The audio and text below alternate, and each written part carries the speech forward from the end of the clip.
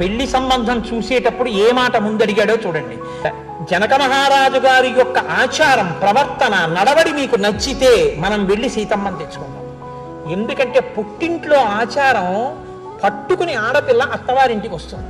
ఏ ఆడపిల్ల యొక్క ఆచారమే అత్తవారింటి ఐశ్వర్యాన్ని నిర్ణయం చేస్తుంది. మీరు బాగా జ్ఞాపకం పెట్టుకోండి.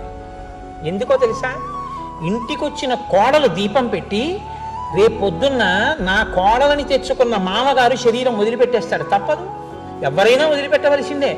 ఈ మామగారికి ఎంత ప్రీతితో కొడుకు తద్దినం పెట్టనివ్వండి, ఆయన వచ్చి పుచ్చుకోవడానికి లేదు. కోడలు దీపం పెట్టాలి. ఆవిడ నీ పెట్టనంటే ఆ ఇంటి గౌరవం ఎవరి మీద ఆధారపడి ఉంటుందంటే కోడల మీద ఆధారపడి ఉంటుంది. కోడలి యొక్క మర్యాద ఎవరి మీద ఆధారపడి ఉంటుందంటే పుట్టింట్లో తల్లిదండ్రులు నేర్పిన ఆచారం మీద ఆధారపడి ఉంటుంది.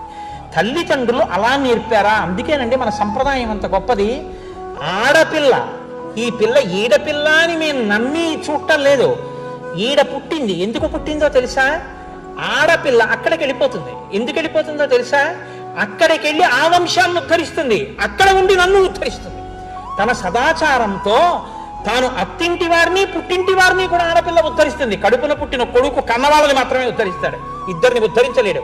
ఆడపిల్ల 2 వంశాలను ఉద్ధరిస్తుంది. సీతమ్మ తల్లి ఉద్ధరించింది. కాబట్టి ఆడపిల్లకి ఆచారం ఉండాలి, ప్రవర్తన తెలిసి ఉండాలి. కోడలికి ప్రవర్తన తెలుసో తెలియదో తెలుసుకోవాలంటే తల్లిదండ్రులకు ఆచారం ఉందో లేదో తెలియాలి. ఆచారం వాళ్ళకు ఉందో లేదో తెలియాలంటే ఋషులు మీకు తెలియాలి. మీకు నచ్చితే నేను వస్తాను, పిల్లని తెచ్చుకుందాం, మీకు నచ్చకపోతే కబురు చేసేద్దాం. ఏది ముందు చూశాడు? ఆచంద్రతారార్థం వంశాభివృద్ధి ఐశ్వర్యాభివృద్ధికి ఆచారం కలిగిన పిల్లని చూసుకున్నాడు దశరథుడు. రామాయణం మనకి నేర్పింది ఎలా బతకాలో. ఓ సంబంధం చూసుకుంటే ముందు ఏది అడగాలో మనం నేర్పింది.